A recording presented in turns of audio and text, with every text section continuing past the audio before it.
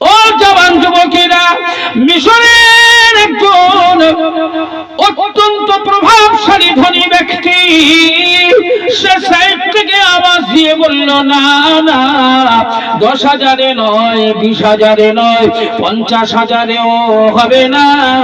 আমি এই বাচ্চাটাকে প্রথম দেখায় পছন্দ করে ফেলেছি, আমার মন যেন জিতে নিয়েছে, তাই আমি আমার পক্ষ থেকে এই বাচ্চাটাকে আমি 1,00,000 দিরহাম দাম দিলাম। কত কিনেছে? 22 টাকায়, দাম উঠেছে 1,00,000 টাকা।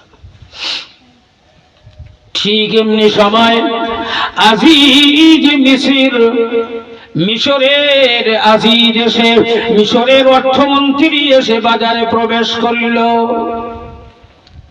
আর বাজারে ঢুকতে না ঢুকতে প্রথমে আজিজ মিশরের নজর আমার আল্লাহ ইউসুফের চেহারার প্রতি ফেলে দিল। ইউসুফের চেহারাটা এক নজর দেখে ফেলল।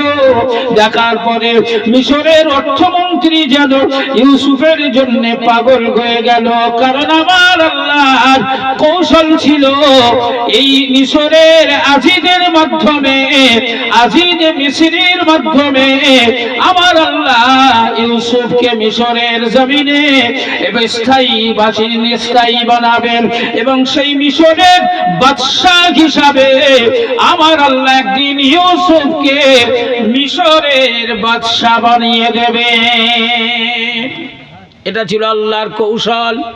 তাই মিশরের অর্থমন্ত্রী ইউসুফের চেহারা দেখার পরে পরেই একেবারে এসে বলল, হে ব্যবসায়ী দলেরা, এই বাচ্চার নিলাম বন্ধ করো, এই বাচ্চার কোনো নিলাম হবে না, এই বাচ্চার কোনো দাম দর করা হবে না, বাচ্চাটা আমি নেব, আমার পছন্দ হয়েছে, এই বাচ্চাটার জন্য আর নিলাম ডাকা হবে না।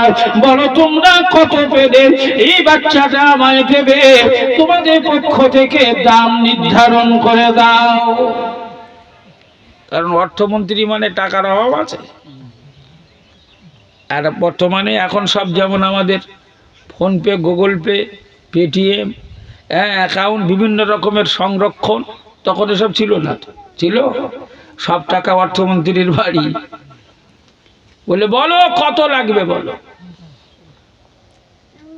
এ জওয়ান যুবকেরা, তাফসীর সাক্ষ্য দেয় মিশরের ব্যবসায়ীরা ওরা যেন সোনার ডিম পাড়া হাঁস পেয়ে গেল। তাই ওরা চিন্তা ভাবনা করলো, ফায়দা মুনাফা এখন আমাদের মনের মতো করে ফেলতে হবে, কারণ মিশরের অর্থমন্ত্রী বাচ্চাটা পছন্দ করেছে। তাই ওই মিশরের ব্যবসায়ীরা ওরা ওদের পক্ষ থেকে মূল্য নির্ধারণ করা হিসাবে সিদ্ধান্ত নিয়ে বলল, হে আজিজ মিশর, হে মিশরের অর্থমন্ত্রী, আপনি যদি বাচ্চাটা নিতে চান, আপনার যদি বাচ্চা পছন্দ হয়ে থাকে আর আপনি যদি বাচ্চাটা নেবেন মনে করেন, তাহলে আমাদের পক্ষ থেকে এই বাচ্চাটার দাম নির্ধারণ করা হলো, বাচ্চাটার মূল্য নির্ধারণ করা হলো, দাড়ি টাঙিয়ে দেওয়া হবে। ওই দাড়ির দুই দিকে দুটো পাল্লা, এক পাল্লায় আমরা বাচ্চা চাপিয়ে দেব, অপর পাল্লায় বাচ্চার ওজন বরাবর সোনা চাপিয়ে দিতে হবে। সোনার মূল্যে বাচ্চা কিনতে হবে। আমরা বাচ্চাটাকে সোনা বরাবর বিক্রি করতে চাই। এরা বললো আমাদের দাম হলো এক পাল্লা ইউসুফ, এক পাল্লা সোনা। ইউসুফের যত ওজন ততটা সোনা দিয়ে কিনতে হবে। এ জওয়ান যুবকেরা, মহান মালিক উম্মতে মুহাম্মাদি হিসাবে আমাদেরকে যে মর্যাদা দিয়েছে, সেই মর্যাদা আমরা মূল্যায়ন করতে পারিনি, আমরা আমাদের দাম নির্ধারণ করতে পারিনি, আমরা আমাদের মূল্য নির্ধারণ করতে পারিনি। তাই তো গরু ছাগল ভেড়ার চাইতেও কম দামে আমরা নিজেদেরকে বিক্রি করে ফেলি। হে জওয়ান যুবকেরা, কেনানের মাটিতে যে ইউসুফের দাম নির্ধারণ হয়েছিল মাত্র 22 টাকা, সেই ইউসুফের মূল্য আমার আল্লাহ সোনা বরাবর তার ওজনের মূল্য সোনা বরাবর বানিয়ে ইউসুফকে আমার আল্লাহ সোনার বিনিময়ে বিক্রি করালেন। জোরে বলুন সুবহানাল্লাহ। আর জোরে বলা যাবে না। এ জওয়ান যুবকেরা, তাই মনে করিয়ে দিতে চাই রে সোনা, যে বিষয়টি আমি বলছিলাম, আমাদের নিজেদেরকে আমরা চিনতে পারিনি। মহান মালিক আমাদেরকে লক্ষ্য করে বললেন, শোনো আমার বান্দা বান্দীরা, আদম থেকে ঈসা রুহুল্লাহ পর্যন্ত যত নবী রাসূল পয়গম্বর এসেছিলেন, তাদেরকে আমি আল্লাহ যে মর্যাদা দান করেছি, আমি আমার প্রিয় হাবিব, আমার আখিরি পয়গম্বর, আমার দোস্ত মুহাম্মদ সাল্লাল্লাহু আলাইহি ওয়াসাল্লামের উম্মত উম্মতিদের মধ্যে যারা আলেমে হাক্কানি, আলেমে রাব্বানি হবে, যারা আমার ওলি বান্দা মাহবুব বান্দার দরজা লাভ করবে, আমি আল্লাহ পাক তাদেরকে বনি ইসরাইল গোত্রে এক একজন নবীর সমপরিমাণ মর্যাদা দান করলাম। জোরে বলা যাবে না? এ জওয়ান যুবকেরা,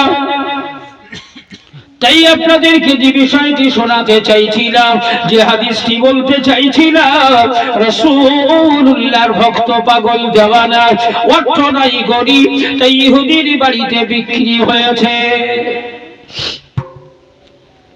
ইহুদির বাড়িতে গোলামের কাজ করে, কিন্তু অন্তরে, হৃদয়ে, অন্তরে তো আমার নবীর ভালোবাসা আছে। তাই সারাদিন মালিকের সাথে বাগানে হাড় ভাঙা খাটুনি খাটে। রাতের বেলায় মালিক পক্ষ থেকে ওর আস্তানা আরাম করার জন্য একটা দুচালা করে ঘর বানিয়ে দেওয়া হয়েছে। ওই ঘরেই ও রাত্রি যাপন করে। রাতের বেলায় দুচালা করে ঘরে শোয়ার পরে আর ঘুম আসে না।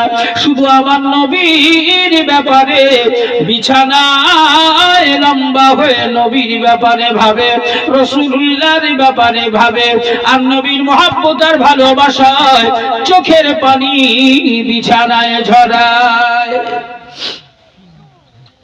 এ জওয়ান যুবকেরা, ঠিক এমনি কিছুদিন যেতে না যেতে একদিন সিদ্ধান্ত নিলেন, না না, এমনি করে আর হবে না, আমাকে যে কোনো প্রকারে আল্লাহর প্রিয় হাবিবের কাছে পৌঁছাতে হবে, আল্লাহর প্রিয় নবীর দরবারে পৌঁছাতে হবে। তাই একদিন সিদ্ধান্ত নিলেন, রাতের বেলায় সারাদিন খাটাখাটুনি করে সন্ধ্যা বেলায় খাওয়া দাওয়া সেরে মালিকের বাড়ির দিকে তাকিয়ে আছে, কখন মালিকের বাড়ির আলো অফ হবে, কখন মালিকের বাড়ির আলো বন্ধ করে দেবে, কখন অন্ধকার হয়ে যাবে, ওই সুযোগটা কাজে লাগাবে। ও জওয়ান যুবকেরা, মালিকের বাড়ির দিকে তাকিয়ে আছে, হঠাৎ দেখা গেল মালিকের আলো বন্ধ হয়ে গেছে, মালিক আলো নিভিয়ে দিয়ে শুয়ে পড়েছে। ওই সময় ওই গরিব নবীর পাগল রাসূলুল্লাহর ভক্ত দুচালা করে ঘর থেকে বেরিয়ে পড়েছে, জীবন বাজি রেখে সাপের ভয়কে দূর করে, মরণের ভয়কে, বিজয় মরণের ভয়কে দূর করে, মরণকে বাজি রেখে নিরালা নির্জনে রাতের অন্ধকারে বন জঙ্গল পথ পাড়ি দিয়ে আল্লাহর নবী, আল্লাহর প্রিয় হাবিবের বাড়ির পথে রওনা হয়েছে। এ জওয়ান যুবকেরা, আস্তে আস্তে আস্তে আস্তে আমার রাসূলুল্লাহর বাড়িতে গিয়ে পৌঁছে গেছেন। আল্লাহর নবীর দরওয়াজায় গিয়ে বাইরে থেকে আওয়াজ দিলেন, বাইরে থেকে সালাম দিলেন। আল্লাহর রাসূল আর সালামের জবাব দিয়ে ঘর থেকে বেরিয়ে এলেন। ইয়া রাসূলুল্লাহ, ইয়া হাবিবাল্লাহ, আমি আপনার বড় ভালোবাসি, আমি আপনাকে বড় মহব্বত করি, আপনার আলোচনা অনেক শুনেছি, আপনার কথাবার্তা অনেক শুনেছি, সুযোগ হয় না। ইহুদি মালিকের বাড়িতে গোলামের কাজ করি, সে আমায় অর্থ দিয়ে কিনে নিয়ে গেছে, ইচ্ছা থাকলে তাই আসতে পারি না। ইয়া রাসূলুল্লাহ, ইয়া হাবিবাল্লাহ, আজ মরণের ভয় না করে, আজ মরণকে চ্যালেঞ্জ জানিয়ে আজ মরণকে বাজি ধরে আমার মালিককে ফাঁকি দিয়ে রাতের অন্ধকারে চুরি করে আপনার কাছে এসে গেছি। ইয়া রাসূলুল্লাহ, ইয়া হাবিবাল্লাহ, আমার বড় ইচ্ছা আপনার হাতে হাত রেখে তওবা বায়াত গ্রহণ করে আমি ঈমানের কলেমা পড়ে নিতে চাই। জোরে বলুন সুবহানাল্লাহ। আর জোরে বলা যাবে না। ও জওয়ান যুবকেরা, আল্লাহর নবীর দরবারে ও যখন এই ইচ্ছা প্রকাশ করলেন, আমার রাসূলুল্লাহর নূরের হাত, নূর নবীর নূরানি হাত আমার রাসূলুল্লাহ ওর গায়ে একটু বুলিয়ে দিলেন। দিয়ে আমার নবী বললেন, বাবা রে, না বাবা না, এখনই তোমার কলেমা পড়তে হবে না, এখন তোমার কলেমা পড়ার দরকার নাই। যাও বাবা যাও, ও বাবা যাও যাও যাও, আমি রাসূলুল্লাহ কথা দিলাম, সময় হলে আমি নবী তোমায় নিজে ডেকে আমার কাছে নিয়ে এসে আমি রাসূলুল্লাহ, আমি নবী নিজেই তোমায় কলেমা পড়িয়ে দেব। এখন পড়তে হবে না, যেহেতু তোমার মালিক ইহুদি, যদি জানতে পারে না খোকা এত কষ্ট দেবে যা তুমি সইতে পারবে না, এখন কলেমা পড়ার দরকার নেই। ইয়া রাসূলুল্লাহ, ইয়া হাবিবাল্লাহ, আমি যে চুরি করে আপনার কাছে এসেছি এই খবরটা যদি আমার মালিক একবার জানতে পারে তাহলে হয়তো আমাকে আর বাঁচাবেন না, আমাকে মেরে ফেলতে পারে। তুমি মরে যাওয়ার আগে একবার কলেমা পড়ে যেতে পারবো না হুজুর? আমাকে একটু কলেমাটা পড়িয়ে দেবেন না, একটু দেন না কলেমাটা পড়িয়ে। রাসূল বললেন, খোকা আমি নবী বলছি, সময় হলে আমি তোমায় নিজে ডেকে কলেমা পড়াবো। জোরে বলুন সুবহানাল্লাহ। এই আমার নবী যখন একথা বলেছে, আমার রাসূলুল্লাহ যতক্ষণ পর্যন্ত ওকে ডেকে কলেমা না পড়াবে ওর কাছে মওত আসতে পারবে বলে মনে হয়? জোরে বলেন, মওত ওকে ছুঁতে পারবে? কারণ আমার নবীর জবান দিয়ে যখন ঘোষণা হয়ে গেছে, ও নবী যতক্ষণ না ওকে ডেকে কলেমা পড়াবে ততক্ষণ ওর কাছে মওত পৌঁছাতে পারবে না। কলেমা না পড়িয়ে রাসূল বললেন, যাও বাবা তুমি চলে যাও, তোমার মালিক জানতে পেরে যাবে, বাবা যাও। চলে এলো আল্লাহর নবী, নূর নবী হাবিবুল্লাহ চেহারা দুই নজর দুই নয়ন দিয়ে দেখেছে। ও জওয়ান যুবকেরা, আর বিছানায় থাকতে পারে না, রাতের অন্ধকারে সারাদিন খাটাখাটুনি করে রাতের অন্ধকারে প্রতিদিন লক্ষ্য রাখে মালিকের ঘরের দিকে, কখন আলো বন্ধ হবে, আমার নবীর দরবারে যাবে, কখন আলো বন্ধ হবে, আমার নবীর দরবারে যাবে। রাতের অন্ধকারে চুরি করে আমার নবীর কাছে যাতায়াত করে। কিছুদিন যাবত এমনি করে যাতায়াত করতে করতে হঠাৎ একদিন ইহুদি মালিক সকাল বেলায় তাকে ডেকে নিয়ে তার বাগানে নিয়ে গেছে। সকাল বেলায় সেই যে ডেকে নিয়ে গিয়ে শুরু করেছে সারাদিন অবিশ্রান্ত ভাবে অবিরাম ভাবে সারাদিন খাটিয়েছে। বাগানে সারাদিন ধরে খেজুরের চারা লাগিয়েছে, সন্ধ্যা পর্যন্ত চারা লাগিয়ে তবেই না তাকে সাথে নিয়ে বাড়ি ফিরেছে। এ জওয়ান যুবকেরা, আমি কোন সাহাবীর আলোচনা করছি নিশ্চিত করে আপনাদের অনেকেরই হয়তো মনে পড়তে পারে। আল্লাহর নবীর প্রিয় সাহাবী, আল্লাহর রাসূলের প্রিয় সাহাবী, ওই সাহাবীটির নাম হলো হযরত সালমান ফারসি রাদিয়াল্লাহু তাআলা আনহু। যে সালমান ফারসির নাম শুনলেই ইসলামের ইতিহাসে ঘটে যাওয়া এক যুদ্ধের কথা মনে পড়ে। কোরআনুল কারীমে যে যুদ্ধকে আহজাবের যুদ্ধ বলে ঘোষণা দেওয়া হয়েছে, যেটা আমরা খন্দকের যুদ্ধ নামে চিনি।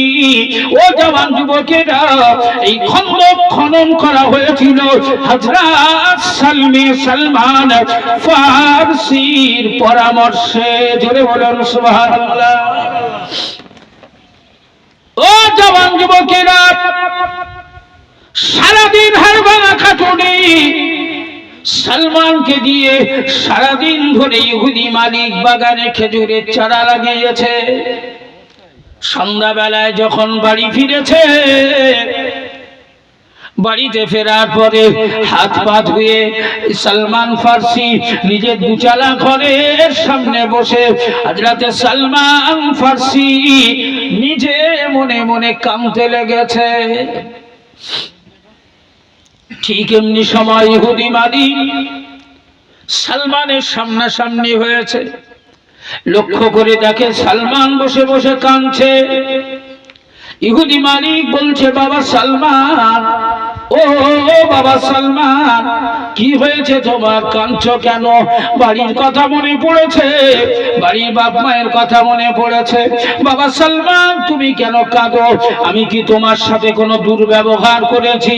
আমি কি তোমার উপরে কোনো জুলুম করেছি, অত্যাচার করেছি? আমার দুর্ব্যবহারের জন্য কি তুমি কাঁদো? সালমান কান্না ভরা নয়নে বলে, মালিক, ও আমার মালিক, আমি আপনার উপরে গোসা হয়ে আপনার দুর্ব্যবহারের জন্য কাঁদি না। না আমার বাড়ির কথা মনে পড়েছে, না আমার মা বাবার কথা মনে পড়েছে। তাহলে কেন কাঁদো বাবা, কি হয়েছে? সারাদিন খাটুনিটা কি বেশি হয়ে গেছে? পরিশ্রমটা কি বেশি হয়েছে? তার জন্য কি কাঁদো? ও গো আমার মালিক, না না না, তার জন্য কাঁদি না। আমি এই জন্য কাঁদি, আমি সালমান সারা জীবন কি আমার পরাধীনতা থাকবে? আমি কি স্বাধীন জীবন উপভোগ করতে পারবো না? স্বাধীনতা কাকে বলে? স্বাধীন জীবন কেমন দেখতে হয়? স্বাধীন জীবনের আনন্দ কেমন? আমার জীবনে কি আসবে না? আমি কি জীবনে স্বাধীনতা পাবো না? তাই স্বাধীনতার ব্যাপারে মনে পড়ে, তাই আমি বসে বসে কাঁদি। হে জওয়ান যুবকেরা, ও সোনার মানিকেরা, সালমানের ইহুদি মালিক মুচকি হেসে বলে, বাবা সালমান, ও বাবা সালমান, মুক্ত জীবন চাও, স্বাধীন জীবন চাও? ও বাবা সালমান, স্বাধীন জীবন দরকার। ঠিক আছে বাবা, কান্না বন্ধ করো, কান্না বন্ধ করো। আমি মালিক তোমায় কথা দিচ্ছি, আমি তোমার স্বাধীন জীবন উপহার দেব। তুমি কেঁদো না, কান্নাটা বন্ধ করো, আমি তোমার স্বাধীনতা দেব। সালমান কাঁদতে কাঁদতেই বলছে, মালিক সত্যি আপনি আমাকে স্বাধীনতা দেবেন? আরে বলছি তো দেব। মালিক,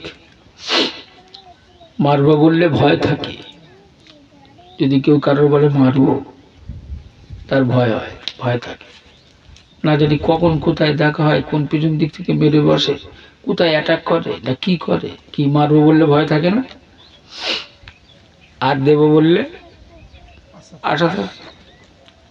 তো সালমান বলছে, মালিক আপনি যে আমার স্বাধীনতা দেবেন বলেছেন, মনে মনে খুব ইচ্ছে হচ্ছে।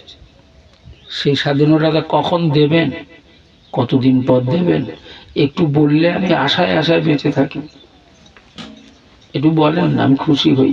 কবে আমার স্বাধীনতা দেবেন? সালমানের ইহুদি মালিক, ও তো সালমানকে বোকা বানানোর জন্য রহস্য করে এমনিই বলেছে, ঠিক আছে তুই কাঁদিস নে, চুপ কর, স্বাধীনতা দেব, রহস্য করে বলেছে। আর সালমান সেটা সত্যি ভেবেছে, কখন স্বাধীনতা দেবে জানতে চাইছে। ও এখন রহস্য করে বলছে, ঠিক আছে তোর স্বাধীনতা দেব, চিন্তা করিস না। এই দেখ, আমি আর তুই সারাদিন ধরে তো বাগানে খেজুরের চারা লাগালো, তা ঠিক আছে, ওই চারাগুলো যেদিন বড় হবে, বড় হয়ে ওরা গাছ হবে, ওতে খেজুর হবে, খেজুর হয়ে পাকবে যেদিন, সেদিন তুই স্বাধীনতা পাবি, সেদিন তোর মুক্তি দেব। আচ্ছা বড়দিন সবে চারা লেগে, সবে খেজুরের চারা লেগে ওই বড় হবে, গাছ হবে, খেজুর হবে, পাকবে, তারপর স্বাধীনতা। একটা খেজুর গাছে মিনিমাম খেজুর হতে ক বছর লাগে? অন্তত এক যুগ, প্রায় 10-12 বছর খেজুর, তারপরে খেজুর হয়। তার শুনে সালমানের মনটা খুব খারাপ। ততদিন বাঁচবো তো? হ্যাঁ, এক যুগ মানে কি? যাবজ্জীবন জেল। যাবজ্জীবন জেল কাটার পথ কবে মুক্তি? মনটা খারাপ। মালিক বলে বাড়ি চলে গেছে। সালমান রাতের অন্ধকারে আবার সেই অন্ধকারে আমার নবীর দরবারে গিয়ে হাজির, গিয়ে সালাম দিলেন, আসসালাতু ওয়াসসালামু আলাইকা ইয়া রাসূলুল্লাহ, আসসালাতু ওয়াসসালামু আলাইকা ইয়া হাবিবাল্লাহ। ও আল্লাহর প্রিয় হাবিবাল্লাহর রাসূল, আমি সালমান এসেছি। আল্লাহর নবী দরওয়াজা খুলে দিলেন।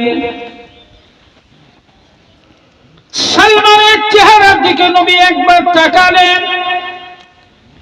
আল্লাহর নবী বলতে লাগলেন, বাবা সালমান, ও বাবা সালমান, কি হয়েছে?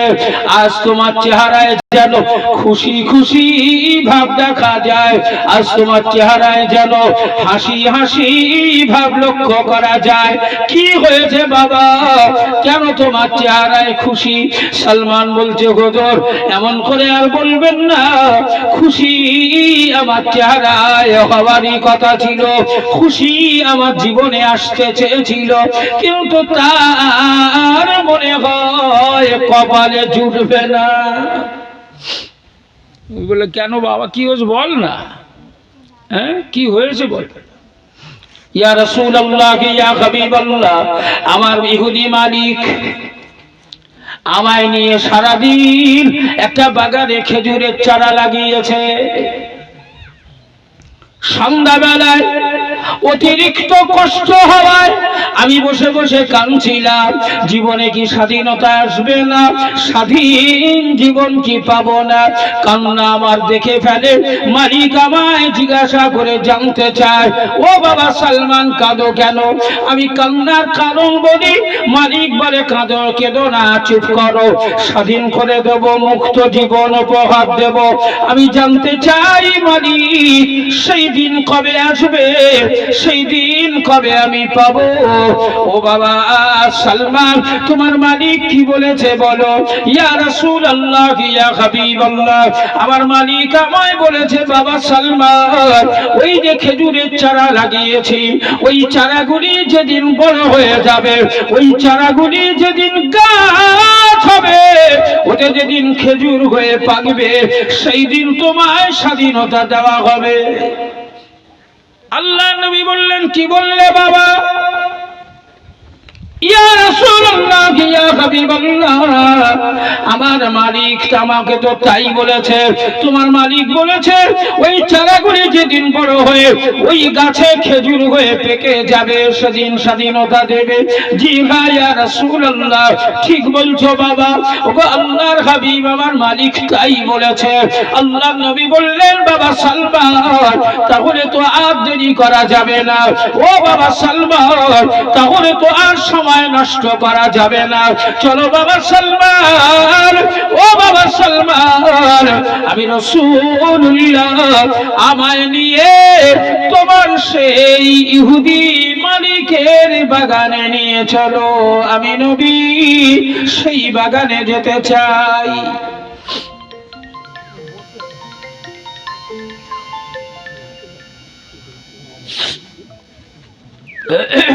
আমি নবী সেই বাগানে যেতে চাই। আপনাদের কষ্ট হচ্ছে না তো? অসুবিধা হচ্ছে? বেলা 1টা বাজে তো, খাওয়া দাওয়া তো করতে হবে। রান্না কত বাকি?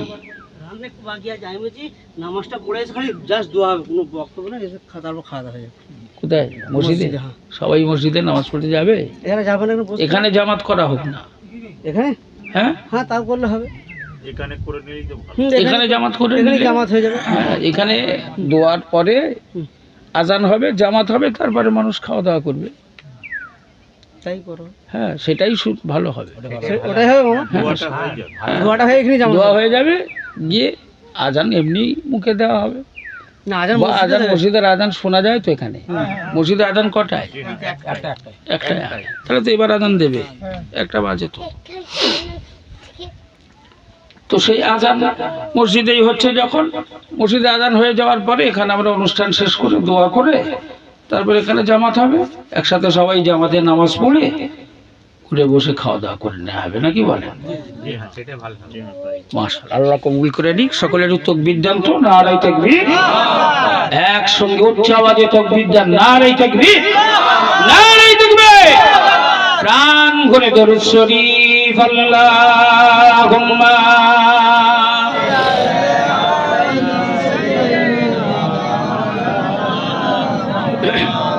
ওয়া আলা আলি সাইয়্যিদিনা।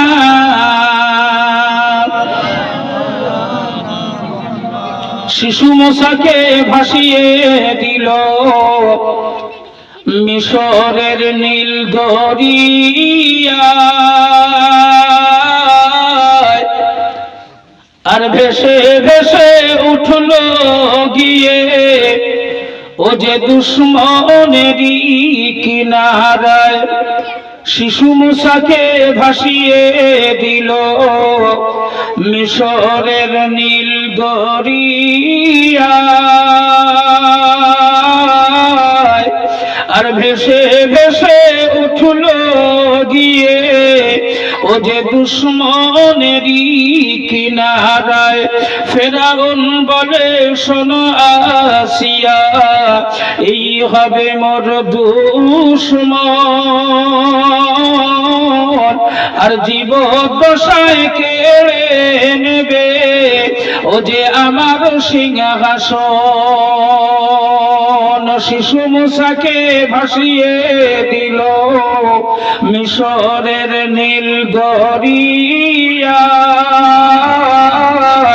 আর ভেসে ভেসে উঠল গিয়ে ও যে দুশ্মনেরই কিনারায়। আল্লাহুম্মা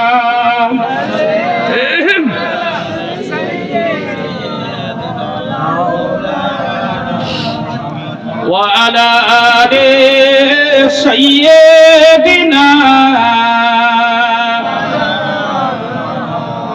ও জওয়ান যুবকেরা, অনেক লম্বা চওড়া আলোচনা, সংক্ষিপ্ত 2 মিনিটে আমি আপনাদেরকে ক্লিয়ার করি।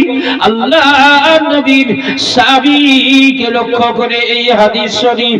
আমার নবী বললেন, বাবা সালমান, আমি রাসূলুল্লাহকে নিয়ে সেই বাগানে হাজির করাও, আমি নবী তোমার মালিকের ওই বাগানে যেতে চাই। সালমান রাজি হয় না। সালমান বলে, না ইয়া রাসূলুল্লাহ, ইয়া হাবিবাল্লাহ।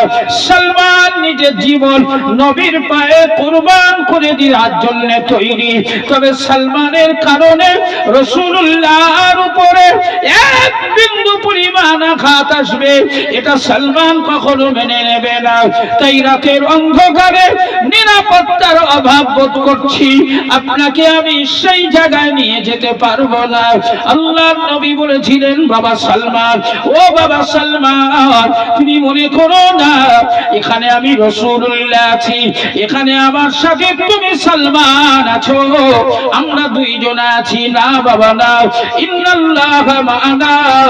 ও বাবা সালমান, তুমি আছো, আমি আল্লাহর বন্ধু, আমি আল্লাহর দোস্ত, আল্লাহর আখিরি নবী আছি, আর তোমার আর আমার দুজনের সাথে তৃতীয় জন হিসাবে স্বয়ং আমার আল্লাহ আছে। এ জওয়ান যুবকেরা, সালমান আমার নবীকে নিয়ে রওনা হলো। সালমান আল্লাহর রাসূলকে সঙ্গে নিয়ে রাতের অন্ধকারে এসে মালিকের সেই বাগানে পৌঁছে গেল। এসে বললে, ইয়া রাসূলুল্লাহ, ইয়া হাবিবাল্লাহ, এই তো সেই বাগান যে বাগানে আমরা দুজনা সারাদিন খেজুরের চারা লাগিয়েছি। আল্লাহর রাসূল বললেন, বাবা সালমান, একটা কাজ করো, লাগানো চারাগুলো একটা একটা করে তোলো, আর আমি নবী আমার হাতে দাও। সালমান চারাগুলো উঠাতে লাগলো আর একটা একটা করে নবীর হাতে দিতে লাগলো। আল্লাহর নবী, নূর নবী হাবিবুল্লাহ ওই চারাগুলি নিয়ে আমার রাসূলুল্লাহ নূরের হাত দিয়ে বরকতি হাত দিয়ে রাসূল নিজে হাতে সেই চারাগুলি লাগাতে লাগলেন। সারা রাত ধরে চারাগুলি উঠানো হলো আর আমার নবী নিজের হাতে লাগিয়ে দিলেন। একেবারেই ভোর হয়ে গেল, চারা লাগানো শেষ হয়ে গেল। নবী বললেন, বাবা সালমান, ও বাবা সালমান, আমি রাসূলুল্লাহ আমি বাড়ির পথে রওনা হলাম, তুমি তোমার বাড়ির পথে রওনা হও। ইয়া রাসূলুল্লাহ গো, ইয়া হাবিবাল্লাহ, না না না না, তা হতে পারে না। আপনাকে বাড়ি পৌঁছে না দেওয়া পর্যন্ত সালমান কখনো আপনাকে ছেড়ে দেবে না, নবীর সাথ ছাড়বে না। সালমানকে আবার নবী বললেন, বাবা সালমান, তুমি যদি এখন আমার সাথে আমাকে বাড়ি পৌঁছাতে যাও তাহলে সকাল হয়ে যাবে, তোমার মালিকের কাছে তুমি ধরা পড়ে যাবে, তোমার মালিক তোমায় ধরে ফেলবে। ও বাবা সালমান, তোমার সাথেও আমার আল্লাহ আছে, আমি রাসূলের সাথেও আমার আল্লাহ আছে, যাও বাবা যাও, আমি নবী বলছি, বাড়ি চলে যাও। সালমান বাড়ির পথে রওনা হলো। যেই না নিজে গুছালা করে ঘরে গিয়ে পৌঁছালো, অমনি সালমানের মালিক ডাক শুরু করে দিল, ও বাবা সালমান, সারাদিন চারা লাগিয়েছ, ঘুমিয়ে থাকলে হবে না বাবা, গাছগুলোতে পানি দিতে হবে, চারাগুলো পানি দেওয়া লাগবে, যা আছে পানি দেওয়া, বদনা বলতি যা আছে নিয়ে রওনা হও। চলো বাবা, গাছগুলোতে পানি দেওয়া দরকার। সালমান উঠে পড়ল, আল্লাহর নবীর কথা মনে মনে ভাবে, আল্লাহ শুকর আদায় করে, যদি আমায় নবী জোর করে পাঠিয়ে না দিতেন নিশ্চিত আজ আমি ধরা পড়ে যেতাম। এ জওয়ান যুবকেরা, সালমান তার ইহুদি মালিককে সঙ্গে নিল, রওনা হয়ে গেল।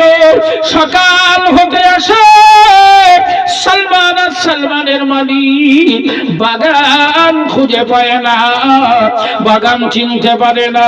বাগানের কাছাকাছি পৌঁছে গেছে, সালমানকে লক্ষ্য করে বলছে, বাবা সালমান, আমরা কি ভুল ঠিকানায় এসেছি, আমরা কি ভুল জায়গায় এসেছি?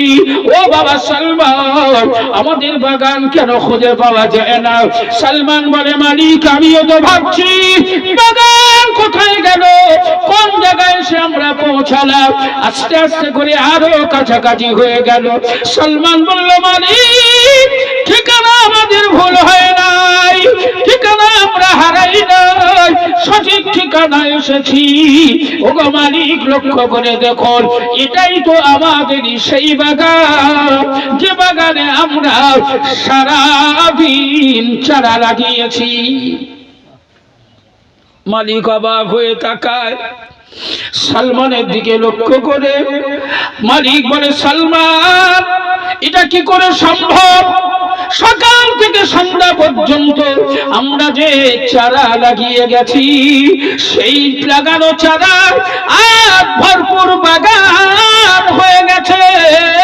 শুধু বাগান হয়েছে তা নয়, সেই চারাগুলি রীতিমতো বড় হয়েছে, গাছে পরিণত হয়েছে, ওই গাছে খেজুর ধরেছে, আর ওই খেজুরগুলো কাঁদিতে কাঁদিতে পেকে একেবারে খাবারের উপযুক্ত হয়ে আছে। জোরে বলা যাবে না? এ জওয়ান যুবকেরা, সালমানের ইহুদি মালিক সালমান কি বলে, বাবা অসম্ভব কি করে সম্ভব হয়েছে, অবাস্তব কি করে বাস্তব হয়েছে। এক রাতে 12 বছরের সময় 12 ঘন্টায় কি করে পার হয়েছে? ও বাবা সালমান, কি করে সম্ভব? সালমান মালিককে বলছে, মালিক আপনার মনে আছে আপনি কথা দিয়েছিলেন এই বাগানের চারাগুলি যেদিন গাছ হয়ে যাবে, বড় হবে, খেজুর হয়ে পেকে যাবে, সেদিন আপনি আমায় মুক্তি দেবেন, সেদিন আপনি আমায় স্বাধীনতা দেবেন, মনে নেই আপনার? সালমানের মালিক বলে, বাবা সালমান, স্বাধীনতা তো তুমি পাবে, স্বাধীনতা তো তোমায় দেওয়া হবে, তবে তার আগে তোমার মালিকের যে স্বাধীনতা লাগবে, তোমার মালিকের যে স্বাধীনতা দরকার হবে। বলো বাবা সালমান, এই ঘটনা কিভাবে ঘটেছে? সালমান অমূল্য মালিক, আমি গতকাল রাতে আমার প্রিয় হাবিবের কাছে গিয়েছিলাম, আমার রাসূলুল্লাহকে গিয়ে বিষয়টি জানালাম।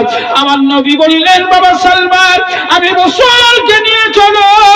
আল্লাহ নবী রাতের বেলায় বাগানে এলেন, আর আমাদের লাগানো চারাগুলি আবার নতুন করে তুলে আমার নবীর বরকতি হাত দিয়ে নবী নিজেই লাগিয়ে দিয়েছে।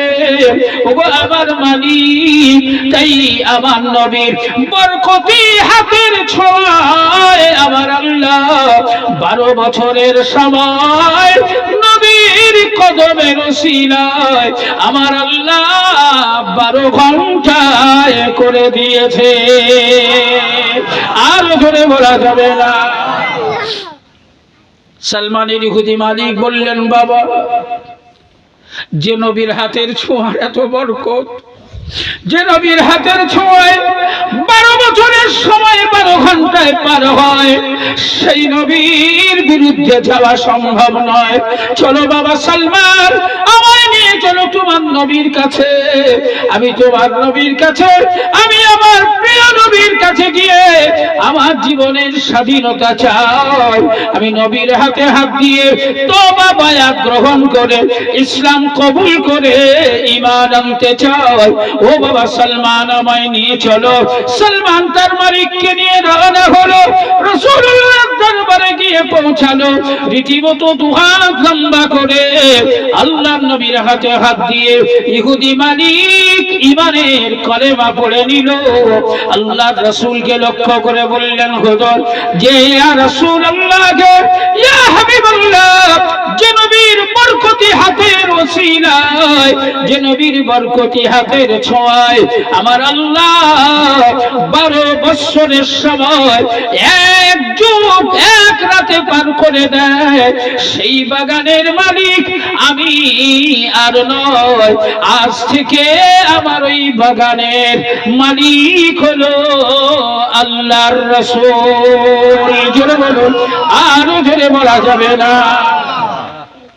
সেই খেজুর আমার আল্লাহ নবীর বরকতি হাতের ছোঁয়ায় এক রাতে যে গাছ বড় করেছিলেন, যে গাছে খেজুর আল্লাহ পাকিয়ে দিয়েছিলেন, ওই খেজুর গুলোকে আমার আল্লাহ নবীর মুজিজা হিসাবে পৃথিবীতে স্থাপিত করে রাখার জন্য আল্লাহর পক্ষ থেকে ওই গাছগুলোয় আমার আল্লাহ বিনা দানায় খেজুর দিয়েছিলেন। ওই হলো আজোয়া খেজুর। আজও আমার দেশের হাজিরা হাজিনেরা আল্লাহর নবীর দেশে যাওয়ার পরে আজোয়া খেজুর নেওয়ার জন্য লাইন লাগায়, সবচাইতে বেশি দামে বিক্রি হয়। আজও সেই খেজুরের দানা নাই। ও জওয়ান যুবকেরা, একটা খেজুরের দানাহীন যদি খেজুর হয়, ওর বংশ বিস্তার তো হতে পারে না, ওখানেই তো শেষ হয়ে যাওয়ার কথা। নবীর মুজিজাকে চিরন্তন জীবন্ত মুজিজা হিসাবে বাঁচিয়ে রাখার জন্য আমার মালিকের পক্ষ থেকে ওই আজোয়া খেজুর বাগানে যত খেজুরের গাছ ছিল, সমস্ত গাছগুলোকে আমার আল্লাহ কলা গাছের স্বভাব দান করে দিলেন। কলা গাছ যেমন তার সাইড থেকে তেল বার হয়, ওই বাগানের খেজুর গাছগুলো থেকে কলা গাছের মতো তেল বার হয়, ওর দানার প্রয়োজন হয় না। আজও সেই বাগান আমার নবীর জ্বলন্ত মুজিজা গোটা পৃথিবীর মানব জাতির কাছে মাথা উঁচু করে দাঁড়িয়ে আছে। জোরে বলা যাবে না। সেই নবীর আদর্শকে গ্রহণ করে সেই নবীর অনুসারী হিসাবে আল্লাহ আমাদেরকে কবুল করেছেন। এর জন্যে ভালো উম্মত হিসাবে ভালো চরিত্রের মানুষ হওয়া দরকার, ঠিক কিনা বলেন? আমরা আজ থেকে ভালো চরিত্রের মানুষ হব ইনশাআল্লাহ, ভালো চরিত্র অনুসরণ করব ইনশাআল্লাহ। আল্লাহ কবুল করে নিক। আর লম্বা চওড়া নয়, আসল সকলে আবার নবীর সামনে দাঁড়িয়ে একটু সালাতু সালাম পাঠ করি। সকলে দাঁড়িয়ে যাই। ইয়া নবী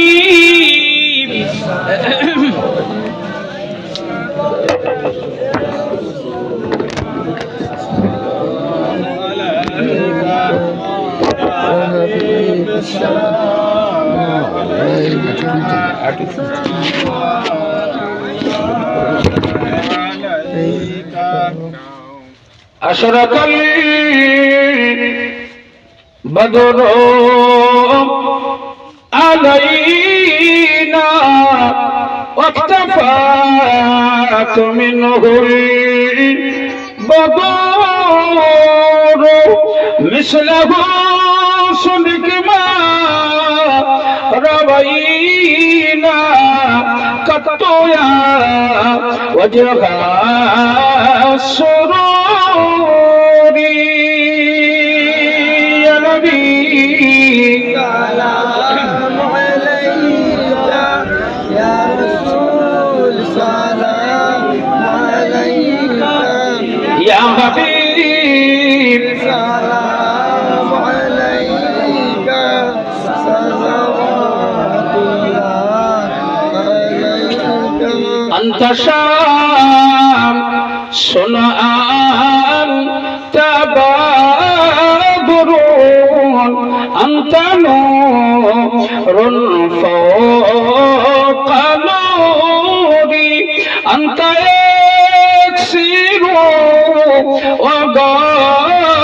وغالي أنت مصباح الصدور يا نبي سلام عليك يا رسول سلام عليك يا حبيب سلام عليك صلوات الله عليك আজানে শুনি আপনার নাম নামাজে পড়ি আপনার নাম কোরআনে দেখি আপনার নাম আপনি যে নূরে মুজাসসাম ইয়া নবী সালাম عليك يا رسول سلام عليك يا حبيب سلام عليك صلوات الله عليك يا رب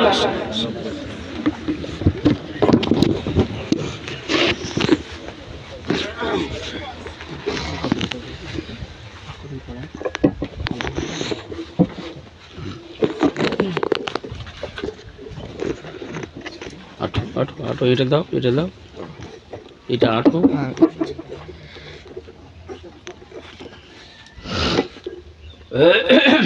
بلغ العلا بكماله كشف الدجى بجماله حسنت جميع خصاله صلوا عليه وآله درود شريف اللهم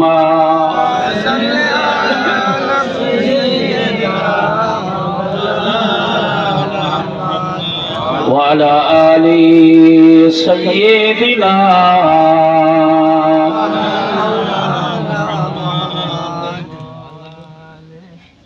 আজকের এই অনুষ্ঠানের আখিরি মোনাজাত আমাদের রাজার পক্ষ থেকে এক খতম কোরআন শরীফ পড়া আছে। আপনাদের যদি কোরআন শরীফ, কলেমা শরীফ, দরুদ শরীফ কারো পড়া থাকে, আমার মা বোন বেটি বৌমারা যদি কেউ কিছু পড়ে থাকেন, তো যদি মনে করেন সব রেসানিতে আপনি আপনার মুরব্বীদের জন্যে বক্সাবেন, দোয়া করাবেন, তাহলে মনে মনে আমাকে উকিল করবেন, আমার উপরে ন্যস্ত করে দেবেন। আর আমরা প্রত্যেকেই গুনাহগার হিসাবে আমাদের জীবনের গোনার দিকে লক্ষ্য করে আল্লাহর কাছে, আল্লাহর শাহী দরবারে একটু তওবা ইস্তিগফার করব। সকলে আমার সাথে পড়েন, বিসমিল্লাহির রহমানির রহিম। আয় আল্লাহ তাআলা, আমি জেনে না জেনে, বুঝে না বুঝে, রাতের অন্ধকারে, দিনের উজালাতে, প্রকাশ্যে গোপনে যত রকমের গুনাহ কার্য করিয়াছি বা হয়ে গেছে, তা হইতে তাওবা করিতেছি। আস্তাগফিরুল্লাহ রাব্বি মিন কুল্লি যামবিন ওয়া আতুবু ইলাইহি লা হাওলা ওয়ালা কুওয়াতা ইল্লা বিল্লাহিল আলিয়্যিল আযীম। আশহাদু আল্লা ইলাহা ইল্লাল্লাহ ওয়াহদাহু লা শারীকা লাহু ওয়া আশহাদু আন্না মুহাম্মাদান আবদুহু ওয়া রাসূলুহু লা ইলাহা ইল্লাল্লাহ মুহাম্মাদুর রাসূলুল্লাহ সাল্লাল্লাহু আলাইহি ওয়াসাল্লাম। আল্লাহুম্মা আমিন। আলহামদুলিল্লাহি রাব্বিল আলামিন ওয়াল আকিবাতু লিল মুত্তাকিন ওয়াসসালাতু ওয়াসসালামু আলা সাইয়্যিদিল মুরসালিন। ربنا ظلمنا أنفسنا وإن لم تغفر لنا وترحمنا لنكونن من الخاسرين। আল্লাহ, আমার অত্যন্ত প্রিয়জনদেরকে নিয়ে দিনের আলোতে আপনার শাহী দরবারে মেয়ে ছেলে বেটা ছেলে মিলিতভাবে দুটো হাত তুলেছি।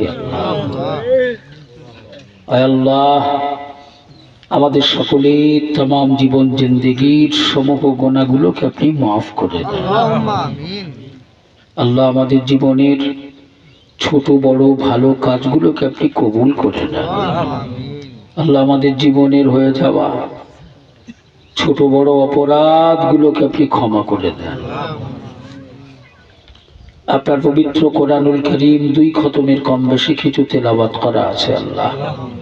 আল্লাহ, আপনি নিজ গুণে তা কবুল করে নেন। तमाम जुमला सवाब मदीनातुल मुनव्वरा আমার রাসূলুল্লাহর রওজা মুবারকে সওয়াবটুকু পৌঁছে দিন। সাহাবায়ে কেরাম, তাবিঈন, তাবে তাবিঈন, আইম্মা, মুস্তাহিদিন, মুফাসসিরিন, মুহাদ্দিসিন, মুহান্নিসিন, উম্মাহাতুল মুমিনিন, খুলাফায়ে রাশিদিন, আশারায়ে মুবাশশারা, 4 পীর, 4 ইমাম হুজুরদের রূহ পাকে সওয়াবটুকু পৌঁছে দিন। খাস করে আমাদের পীর ও মুর্শিদ মুজাদ্দিদুজ জামান আমিরুশ শরিয়াত আলা হযরত দাদা হুজুর পীর কিবলা রহমাতুল্লাহ আলাইহি, হুজুরের 5 সাহাবজাদা, 5 হুজুর কিবলা, মুরিদ মুতাকিদিন, ভক্ত খলিফা, আওলাদ সাহেবজাদা, সকলের রূহ পাকে সওয়াবটুকু পৌঁছে দিন। আল্লাহ, খাস করে तमाम পীর মুর্শিদ আল্লাহ ওয়ালাদের ওসিলা করে আল্লাহ এই 2 খতম কোরআন তেলাওয়াতের সওয়াবকে নিয়ে আল্লাহ তাদের নেক মকসুদকে আপনি পূর্ণ করে দেন। আল্লাহ, খাস করে যার উদ্দেশ্য করে আজকের এই সবলে সালিম মাহফিল, আল্লাহ তার আব্বাজান, তার খালাম্মা, আল্লাহ তার প্রতিবেশী, আত্মীয় স্বজন, আল আওলাদ যারা কবরবাসী হয়ে গেছে, সকলের কবরের সওয়াবটুকু পৌঁছে দিন। আল্লাহ, তার এই নতুন বাড়ি